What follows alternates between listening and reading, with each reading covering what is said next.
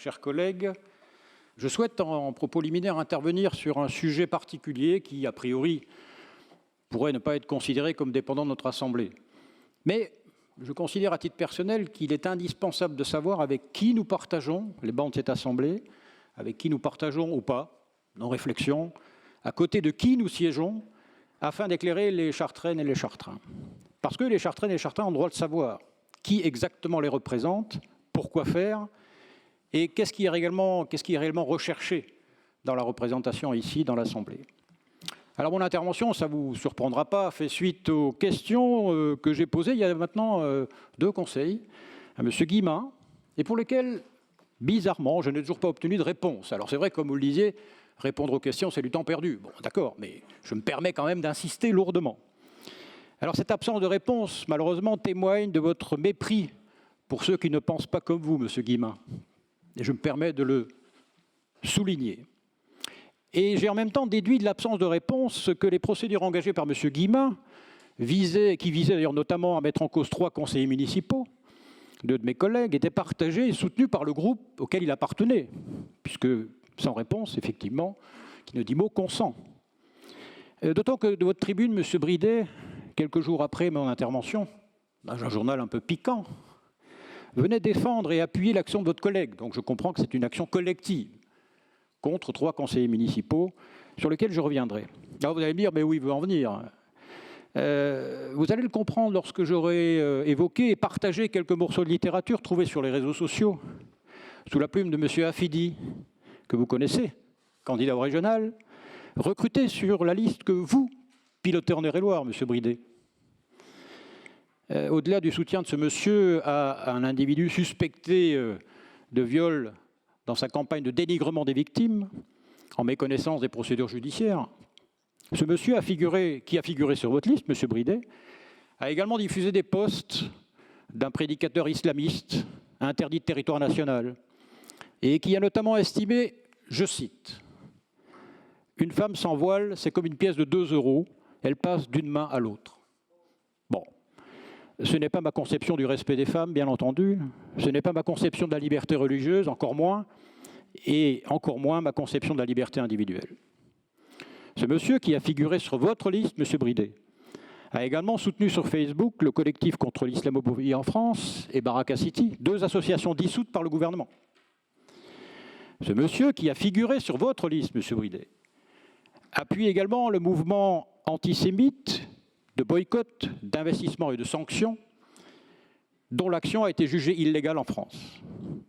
Il est important, il me semble important, chers collègues, que nos concitoyens soient bien informés de ce fait et du fait que, donc, manifestement, certaines tendances politiques qui vous soutiennent et que vous représentez donc, M. Bridet, acceptent ou pourraient accepter d'être représentés par des militants aux sympathies islamistes radicales, aux tendances complotistes, antisémites et anti-républicains. J'ai noté avec satisfaction, cependant, que les propos de cet individu, signalés par les réseaux sociaux, aient conduit au retrait de ce monsieur de votre liste, par Génération S. Et je m'en félicite. Je lis le texte d'ailleurs que vos amis ont publié, s'il y avait un doute dans l'interprétation qu'on pourrait faire de mes propos. Je cite vos amis. Nous prenons connaissance du fait que l'un de nos adhérents, candidat sur la liste citoyenne de Rassemblement de la gauche et des écologistes pour la région Centre-Val de Loire, a relayé des propos que nous ne cautionnons pas. Nous en prenons acte et nous avons immédiatement proposé le retrait de ce candidat de la liste. Fin de citation et dont acte. Je n'ai pas vu votre réaction, M. Bridet, mais peut-être que j'ai raté un épisode. Vous pourrez, dans la réponse à la question, compléter mes propos, bien entendu, les rectifier éventuellement, les contredire potentiellement. Alors il me reste quand même à comprendre comment un candidat qui ne cachait pas ses convictions islamistes radicales, antisémites et complotistes a pu figurer sur votre liste, M. Bridet. Et c'est la question que je vous pose, simplement, ce soir. Il reste aussi à imaginer ce qui se serait passé si les internautes attentifs n'avaient pas signalé les propos de ce monsieur. Et il est fort probable, selon toute vraisemblance, mais pure conjecture, qu'il soit resté sur votre liste, M. Bridet. Or, en votre qualité de tête de liste, vous avez normalement la responsabilité du recrutement sur ladite liste? Ou alors, peut-être que ce personnage vous a été imposé, et à ce moment-là, par qui? Question. Je souhaitais donc, Monsieur le maire, chers collègues, appeler nos concitoyens à cette attention vigilante, parce que nos concitoyens doivent savoir, veulent savoir, qui les représente et sur quels critères leurs représentants sont choisis. Alors si je résume la situation, très grossièrement bien entendu, vous m'excuserez de ce raccourci, par votre action contre mes deux collègues, Madame Lucie M. Fadel, Madame Sophie Borel et moi-même, vous niez à des candidats qui respectent les lois de la République et qui sont engagés au service des autres depuis de plusieurs années, le droit de figurer sur une liste de candidature au municipal, et parallèlement, vous acceptez sur votre liste, Monsieur Bridet, une personne qui n'a manifestement pas le même sens des valeurs républicaines. Je m'interroge. Je note donc qu'avec M. Guillemin, manifestement, vous mettez en cause ma légitimité d'être au service des Chartraines et des Chartrains, après un engagement de plus de 40 ans au service de la sécurité des Françaises et des Français. Est-ce que c'est parce que je ne partage pas votre avis? Peut-être. Ou alors c'est peut-être ça qui vous gêne, le souci de sécurité. Et ce besoin pourtant est prioritaire. Nos concitoyens l'expriment légitimement. La sécurité, c'est la première des libertés. Et cette sécurité, nous devons et nous allons y répondre, bien entendu. Alors je m'interroge et je m'inquiète, Monsieur Bridet.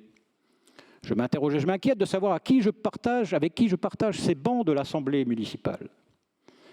Je m'interroge et je m'inquiète de savoir ce que vous préparez encore avec vos procès d'intention permanents à l'égard de ceux qui ne pensent pas comme vous. Il y a de nombreuses années, pardon de raconter ma campagne, j'ai servi pendant 6 mois au Cambodge et j'ai pu mesurer les dégâts et les horreurs qui peuvent engendrer une idéologie, un dogmatisme extrême. Ce n'est pas ma vision du vivre ensemble, ce n'est pas ma vision de la République et ce n'est pas non plus d'ailleurs ma vision de la protection de la planète. Pour paraphraser un ancien président de la République, vous n'avez pas le monopole de l'écologie, Monsieur Bridet. Et alors, je me permets, vous m'excuserez, mais je suis tombé sur un moment savoureux dans le journal Le Monde, quand même bien connu, M. Mélenchon, qui le 11 mai 2021, donc il y a quelques jours, dit « Les écologistes ont un avenir aussi longtemps qu'on ne les voit pas à l'œuvre ». Bon, je ne pouvais pas m'empêcher de citer M. Mélenchon, que tout le monde connaît ici.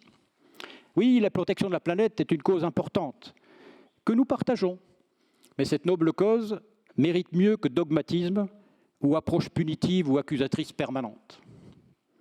Alors pour terminer mes propos, et je prie de m'excuser d'avoir été un peu long, je vous repose ma question, Monsieur Bridet. Ce monsieur, qui ne cachait pas ses convictions islamistes radicales, antisémites et complotistes, et qui a figuré sur votre liste, ce monsieur qui n'a été retiré que grâce à la vigilance des acteurs des réseaux sociaux, l'avez-vous recruté personnellement ou vous a-t-il été imposé?